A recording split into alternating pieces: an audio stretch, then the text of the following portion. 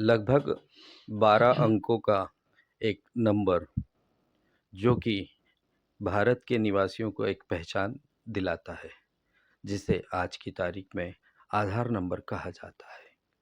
इस आधार नंबर के होने से भारत सरकार के कई काम सरलतापूर्वक होने लगे हैं और यह आधार आज भारत के प्रत्येक नागरिक की जेब में अपने यूनिक नंबर के साथ मौजूद है।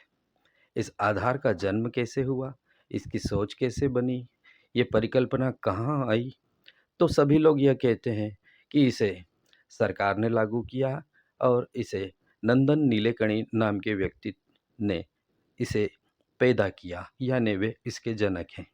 लेकिन कई बार ऐसा होता है कि परिकल्पना किसी की होती है, क्रियान्वयन किसी और का होता है। नमस्कार, मैं मनोज दाधीच दैनिक राजीव टाइम्स के लिए नारद की वाणी में आपसे ऐसे शख्स से मुलाकात करा रहा हूं जिनका ये दावा है कि उन्होंने ही इस आधार कार्ड की परिकल्पना को जन्म दिया और वे इस आधार कार्ड की परिकल्पना के जन्मदाता हैं। हालांकि उन्हें इतना सम्मान नहीं मिला, वे अपने इस सम्मान के लिए लड़ाई भी लड़ रहे हैं और ये बताने का प्रयास कर रहे हैं कि दुनिया में अगर कोई काम करते हैं तो उसका श्रेय उसी व्यक्ति को मिलना चाहिए, जिसे वे आपके सामने हमसे बातचीत में बताना चाहेंगे। सुनील जी, आप आधार कार्ड के जनक के रूप में अपने आप को घोषित करते हैं।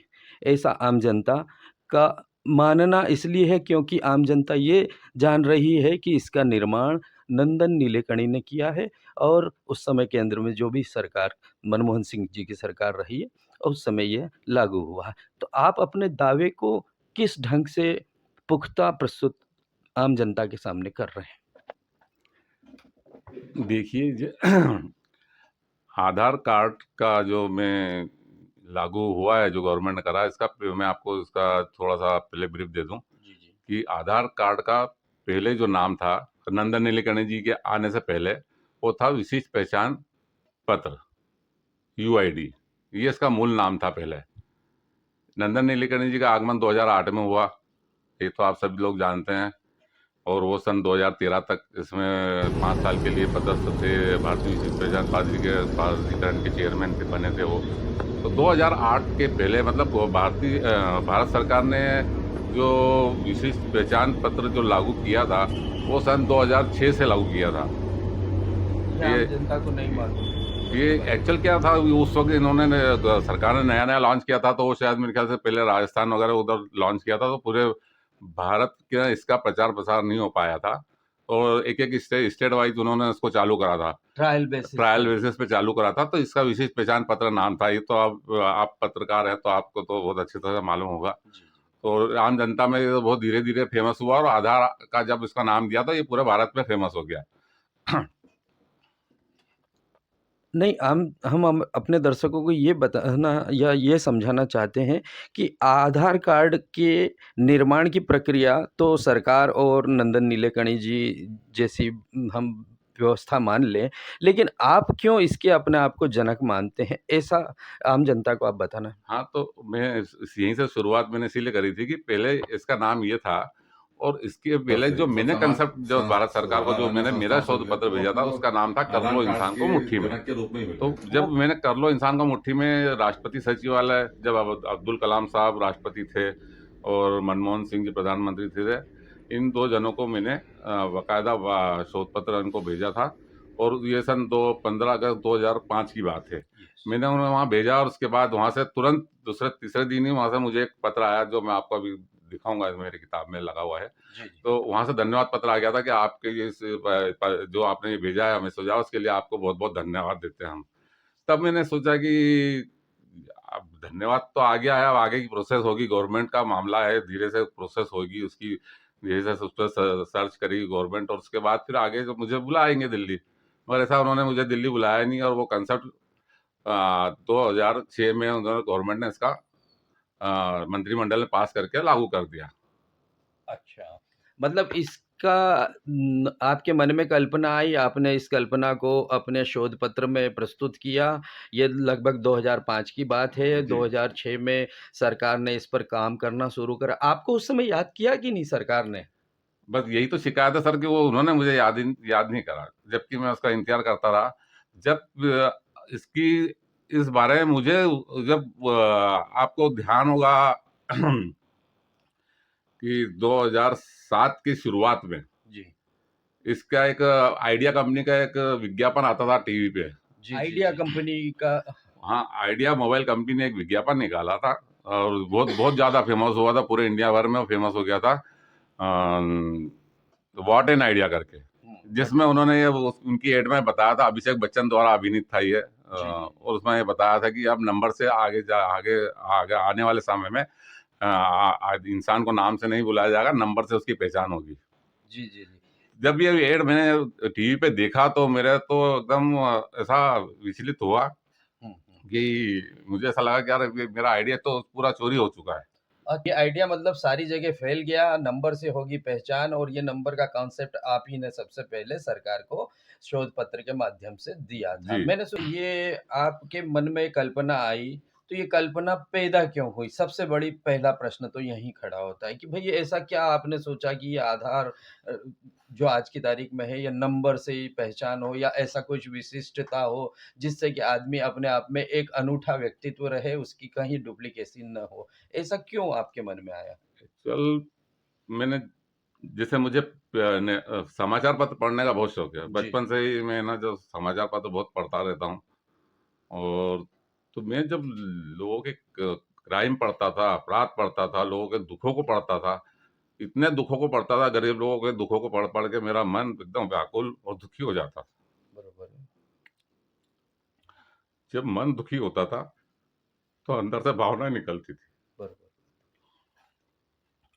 कि तो इन भावनाओं से ये उत्पत्ति हुई है कि क्यों ना ऐसे नंबर बनाया जाए कि इसमें जो लोग फ्रॉड करते हैं, जो लोग धोखा करते हैं, जो लोग क्राइम करते हैं, जो सरकार के साथ धोखा करते हैं, जी, जी। वे निजी तौर पे तो करते ही करते हैं, हाँ। पर सरकार के हर विभाग में एक धोखे का माहौल रहता है। जी, जी। तो हर आदमी अलग अलग विभाग से अलग अलग प्रकार से धोखा करता है। तो इन सब के ऊपर मैंने एक रिसर्च करा, जी। और उसके ऊपर फिर मैंने एक शोध लिखा। हुँ, हुँ। क्या पाया आपने कि इस धोखाधड़ी या इस सिस्टम को, या ये जो गलतियाँ हो रही हैं उसको रोकने के लिए हम क्या प्रयास करें? मन में बस यही विचार आया था कि इसका जो डाटा है, जी। मतलब पर्सनल पर्सनल मतलब मेरी जो डिटेल है पूरे जीवन की, जी, जी। जी। जैसे मैंने जब से जिस दिन से मैंने जन्म लिया है हुँ, और जब से मेरी मृत्यु होगी, हुँ। जब तक मेरा जो डाटा होता है, हाँ, हाँ। वो डाटा कहीं न कहीं वो स्टोर होना चाहिए। ओके। और वो जब भी अब आपको किसी को देखना है, किसी को जाँचना है, तो वो उसका जैसे आप सरकारी अफ़सरों को जैसे एक वो होती है, एक गुप्त रिपोर्ट होती है, ओके, सीआर बोलते हैं। सीआर बोलते हैं उसको जैसे। हाँ। तो उसी तरीके से ये मैंने या उसी उनकी सर्विस बुक से होती सर्विस है। बुक होती है, उसी तरीके से मैंने ये निजी तौर पे इसका ये बताया था इस शोध के अंदर कि ऐसा हर हर आदमी का होना चाहिए। कि बरोबर। उसकी एक डिटेल पूरी एक फाइल बननी चाहिए, उसके अंदर उसका डिटेल होना चाहिए कि जब किसी को उसकी जाँच करना हो, पुरानी चीज़ देखना हो, तो वो तुरंत एक बटन दबाते से उसको वो पूरा उसका खाका आ जाना चाहिए सामने। नहीं, इसके अंदर मैं मतलब मेरा ये कहना है कि बहुत सारी चीज़ें जो इन्होंने बाद में उसको डेवलप करी, तो उसमें मैंने मैंने एक सुझाव उसमें मेरे इसमें शोध पत्र को आप पढ़ेंगे तो जब जी, आप समझेंगे कि मेरी एक ये कल्पना थी। ओके, मगर क्या होता है कि जैसे आज आप कोई काम कर रहे हैं, तो ओके, उसमें गलतियाँ होना चालू हो जाती ओके, है, ओके, और ओके। जब तक आप फिर गलतियों को सुधारते हैं, तो हाँ, फिर वो हाँ। थोड़ा इम्प्रूव होता है, उसमें सुधार होता है। फिर उसके बाद फिर कुछ गलती होती है, फिर उसमें इम्प्रूव होता है, फिर हम उसको सुधार करते हैं। तो इसी प्रकार मैंने उसमें पहले स्पष्ट लिख दिया था कि इसमें बहुत सारी संभावना है, हाँ, हाँ। जो कि सुधरने की। हाँ, भविष्य के कि अंदर भविष्य इसमें। के अंदर इसमें काफ़ी सुधार होगा, हाँ, और हाँ। इसमें 100 प्रकार, 1000 प्रकार के सुधार होंगे इस शोध के अंदर। मगर ये कल्पना मूल बेस जिसको कहते हैं, हाँ, कि हाँ। एक हमने एक सिरा पकड़ लिया है, पकड़ लिया। और उस सिरे को पकड़ के अपने को चलना है, और उसमें कई चीज़ें इसमें फ्यूचर में अपडेट होते रहेगी। बरोबर बात बोले। आपने एक किताब भी लिखी है इस विषय पर। जी, शायद आपके संघर्ष की कहानियाँ हैं, इसमें पत्राचार भी है, और इस जी। किताब का नाम भी अच्छा-सा रखा है आपने। हमारे दर्शकों को दिखाइए। आधारायण ग्रंथ। आधारायण ग्रंथ मतलब आधार अयण ग्रंथ हम कहें तो। इसमें आपने क्या कहने का प्रयास किया, और कहीं मुझे देखने को मिला था कि इसमें डाटाबेस सिस्टम भी आपने समझाने का प्रयास किया है, जो शायद आपके शोध पत्र में से निकाला गया होगा। तो थोड़ा आप इस विषय पे पुस्तक पर और इसके अंदर आपने क्या कंटेंट्स दिया है, इस बारे में हमारे दर्शकों को बताना चाहेंगे? एक्चुअल क्या था कि जब मैं संघर्ष करते-करते काफ़ी टाइम हो गया मुझे इसको, दो सन 2005 से लेके 2 साल तक तो मैं इसका इंतज़ार करता रहा भारत सरकार का कि कुछ होगा, मगर जी, वहाँ कुछ नहीं हुआ। और जैसे ही वो व्हाट एन आइडिया करके जब मैंने टीवी पे देखा, तो फिर मुझे एक ऐसा लगा कि अब अपने को अपनी धोखा सोच हुआ, अब अपने साथ अपने साथ धोखा, धोखा हुआ है और इसके बारे में अब मुझे इसकी आम कुछ जनता को। इंक्वायरी करना चाहिए। जी, जी। तभी नया-नया एक्ट लागू हुआ था, सूचना का अधिकार। सन आरटीआई, 2005 में आया था वो अधिकार भी, राइट, इसका इन्फॉर्मेशन। एक्ट। तभी फिर मैंने 2008 से, सन ख्याल से जुलाई 2008 से जो है, एक्चुअल उसमें मैं कहीं एक जगह बैठ के पेपर पढ़ रहा था, हुँ, हुँ। वो जागरण पेपर था, और उसके अंदर वो उसकी डिटेल आई। जी, जी। जब तो आधार नाम था ही नहीं इसका, जी, जी। विशिष्ट यू पहचान पत्र की हाँ, डिटेल आई कि जी। ये विशिष्ट पहचान पत्र किस तरीके से काम ये बनेगा, हुँ, हुँ, और इसके मतलब बेसिक इसके अंदर क्या है, किस मूल पे इसको लागू किया गया। हुँ। जब मैंने उसको वो न्यूज़ को पढ़ा, समाचार पर पढ़ा, तो मैंने देखा कि यार ये तो मेरा पूरा कंसेप्ट इसमें लिखा हुआ है। बरोबर, उसकी जो मूल भावना है जो मैंने मैंने कंसेप्ट में लिख के भेजी थी, वही की वही सब डिटेल वैसी की वैसी सेम उन्होंने ऐसी लिख दी थी उसके अंदर, कि बरोबर। ये ऐसा-ऐसा रहेगा, ऐसा रहेगा। तो तब मेरे को थोड़ा-सा ऐसा लगा कि नहीं यार, अब अपने को अपनी शोध के बारे में इंक्वायरी करना चाहिए। जी, जी, जी। बस 15 जुलाई 2008 समथिंग ये तारीख है। 2008 से मैंने जो आरटीआई लगाना चालू करी सूचना के अधिकार के तहत, तो सब पत्र जो है वो मेरे पक्ष में ही आए। सारी सब जानकारियाँ, क्योंकि जानकारी आई, आपने मगर वो थोड़ी धीरे-धीरे आई, हाँ, क्योंकि हाँ, सूचना के अधिकार के तहत इतनी आसानी से वो लोग जानकारी प्रेषित नहीं करते हैं। हाँ। मगर फिर भी मैंने एक-एक शब्द मतलब अगर एक 50 शब्द अगर आपको आपके फेवर में चाहिए, तो मैंने 50 पत्र लिखे उनको, और वो 50 शब्दों को जोड़ने के बाद वो एक सेंटेंस बनता है। बरोबर, इस तरीके से मैंने उसको वहाँ से बड़ी पूरी बड़ी बड़ी लड़ाई कह सकते हैं इसको हम, वर्षों की लड़ाई हो बिल्कुल, गई बिल्कुल होगी। सर। तो मैंने उस तरीके से उस वहाँ से सब इंक्वायरी मंगाई, राष्ट्रपति सचिवालय, प्रधानमंत्री कार्यालय, गृह मंत्रालय, भारतीय विशेष पहचान प्राधिकरण, जो उसका उसका गठन बाद में 2008 में हुआ, उसका गठन। जी, मतलब इसके लिए एक मंत्रालय बनाया गवर्नमेंट ने बिल्कुल अलग से, बनाया सर। भारतीय विशेष पहचान प्राधिकरण के नाम से। और हाँ, उसके बाद उन्होंने नंदन नीलेकर जी को उसमें चेयरपर्सन, चेयरमैन की उन्होंने कैबिनेट मंत्री का दर्जा दिया, दी। जो भी दिया, बरोबर। तो कहने का तात्पर्य है कि जब वो इतने सारे कागज मेरे पास इकट्ठे हो गए, इतने पत्र इकट्ठे हो गए, तो फिर मैंने सोचा कि यार, फिर नंदन नीलेकनी जी की किताब आई जी, एक। फिर मैंने उसको देखा, तो फिर मुझे उस किताब से मेरे को प्रेरणा मिली कि नहीं यार, अपने को भी अपनी किताब निकालना चाहिए। बनाना चाहिए। उनसे प्रेरणा लेके फिर मैंने ये आधार किताब, जो कि कम से कम इसमें 7-8 वर्ष लगे मुझे, उसको पूरा डाटा इकट्ठा मैंने करा, और तो सब भारत सरकार से इसके जितने भी पत्र मेरे पास आए हैं, और मेरा शोध पत्र, और यहाँ से मैंने जो पत्र भेजे और वहाँ से जितने पत्र आए हैं, उनका सबका इसमें मैंने इसके अंदर संकलन किया है। ये तो बड़ी यूनिक सी बात हुई है कि जिस यूनिक कार्ड यानी कि आधार कार्ड के जनक के रूप में सुनील जी अपने आप को प्रस्तुत कर रहे हैं, यानी कि उनके अपने कॉन्सेप्ट पर आधार के लिए नंदन नीलेकणी जी ने काम किया, लेकिन नंदन नीलेकणी जी ने जब किताब लिखी तो वे यानी कि सुनील जी भी उससे इंस्पायर हुए। ये बड़ा को इंसिडेंट है, अच्छा को इंसिडेंट है यहाँ पर।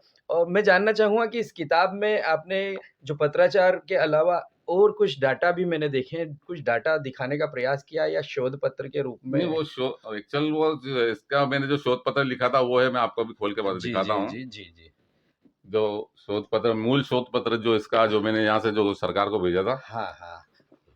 उसमें डाटाबेस और इस सिस्टम को आपने डेवलप बताने का प्रयास किया होगा। वो मैंने उसमें निकाल। हमारे दर्शक शायद देख पा रहे होंगे कि ये मूल शोध पत्र है जो राष्ट्रपति सचिवालय ने 29 सितंबर 2005 को संज्ञान में लिया था। हाँ, जिसके बारे में बताया गया आपको पहले भी कि ये नंदुरबार में इसको प्रस्तुत किया गया था आम जनता के बीच में, वहाँ पर वरिष्ठ जन भी मौजूद थे। बताया जा रहा है कि वहाँ पर उस समय के तत्कालीन कलेक्टर या कोई अधिकारी महोदय वहाँ पे केंद्रीय मंत्री, 2-4, मौजूद भी 3-4 थे, केंद्रीय मंत्री वगैरह वहाँ मौजूद थे, वहाँ से मौजूद थे।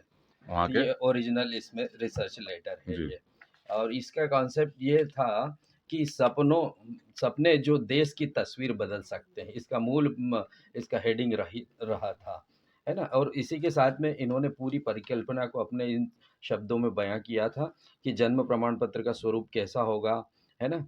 कि वो उसका वो पासपोर्ट में वही नंबर हो, राशन कार्ड में वही नंबर हो, गैस कनेक्शन में वही नंबर हो, वेटिंग लिस्ट में वही नंबर हो, लाइसेंस में वही नंबर हो, गाड़ी पर जो गाड़ी चढ़ती है उस पर भी वही नंबर हो। मतलब काफ़ी 16 पॉइंट तो इसमें ही दे दिए। इसके बाद इन्होंने लिखा है कि कर लो इंसान को मुट्ठी में। एक डायलॉग ज़रूर चला था किसी कंपनी का कि कर लो दुनिया मुट्ठी में, ऐसे ही ये इंसान को मुट्ठी में कर लो, यानी कि एक नंबर में उस इंसान की पूरी जन्म कुंडली को डाल दो। ये सब डिजिटल युग में संभव है। इसके पहले हर व्यक्ति को अपना-अपना कागज़ व्यक्तिगत रूप से रखना होता था। तो और एक कार्ड जो इन्होंने सर्वप्रथम इसको ऐसा करें आड़ा बताएँ।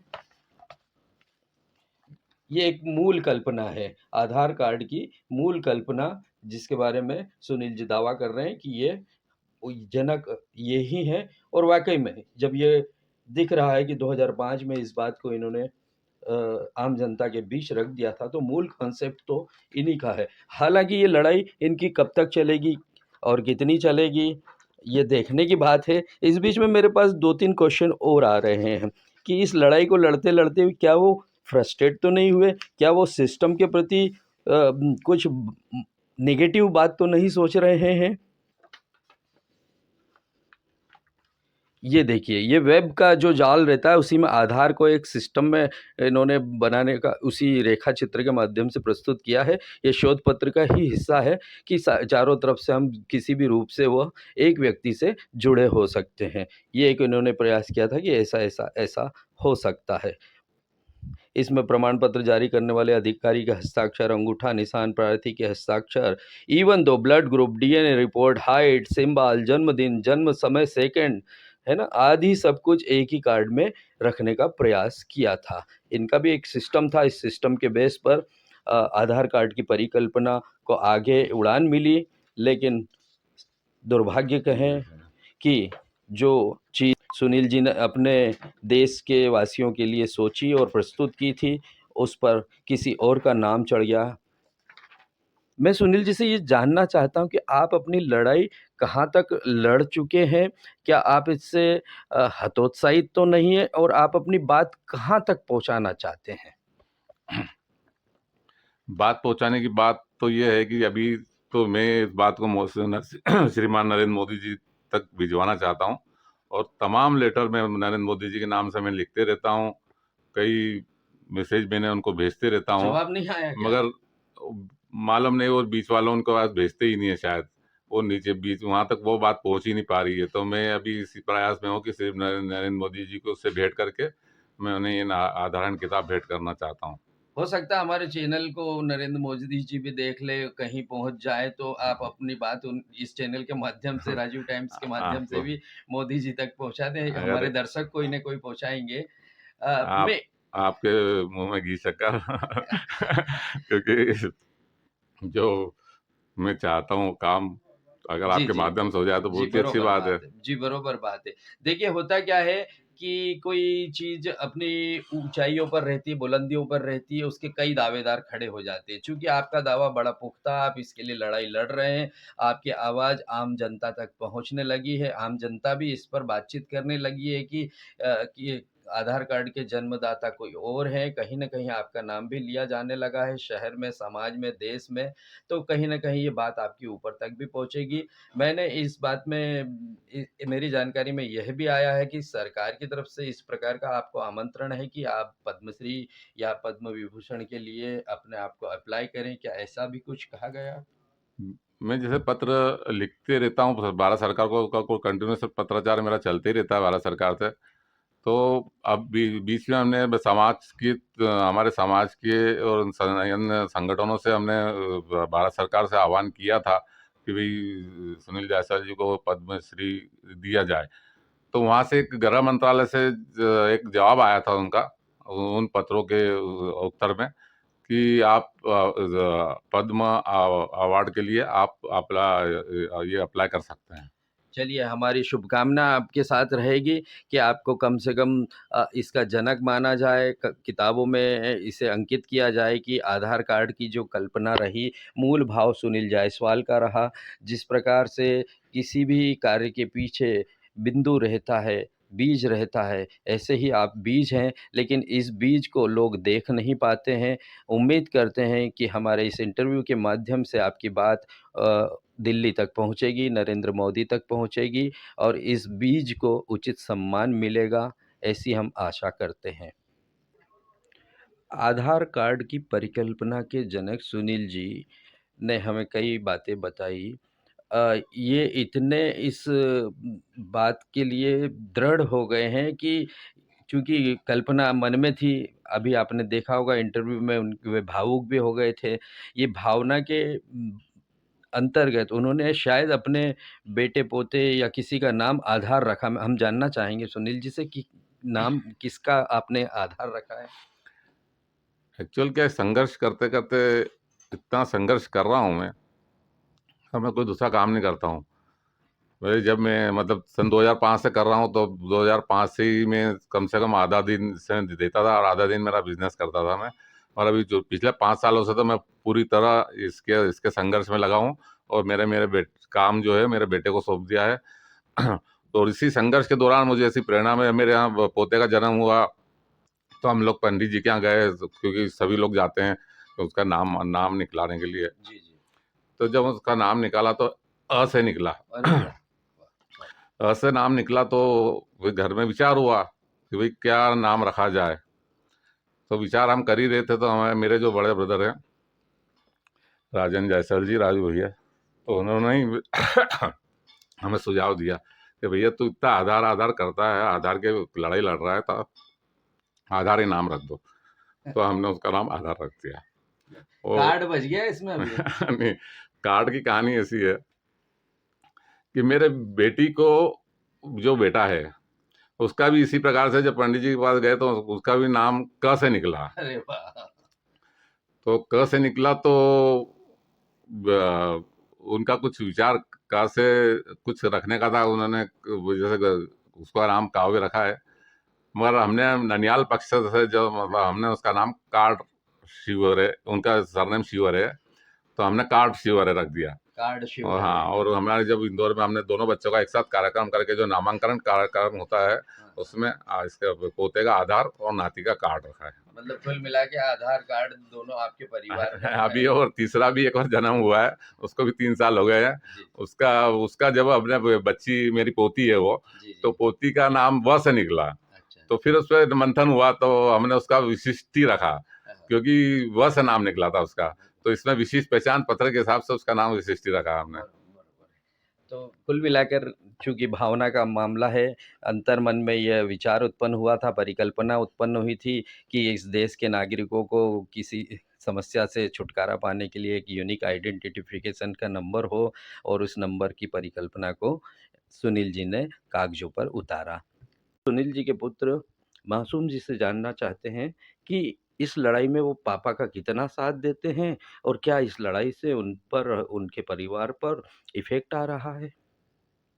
कि क्या लगता है आपको कि पिता इसमें समय बर्बाद कर रहे हैं कि या वाक़ई में वो सही काम कर रहे हैं, वो जो सम्मान उनको चाहिए था वो मिलना चाहिए? सम्मान तो मिलना चाहिए, उनका है, मतलब हक तो है ही, काम करा जी, है, जी, मतलब जी। इतना शोध करा है, तो हक तो है ही उनका उस चीज़ पे। हुँ, हुँ। तो सम्मान न मिलने के कारण पूरा समय इस लड़ाई में लड़ रहे हैं, तो व्यापार-व्यवसाय पर इफ़ेक्ट पड़ रहा होगा?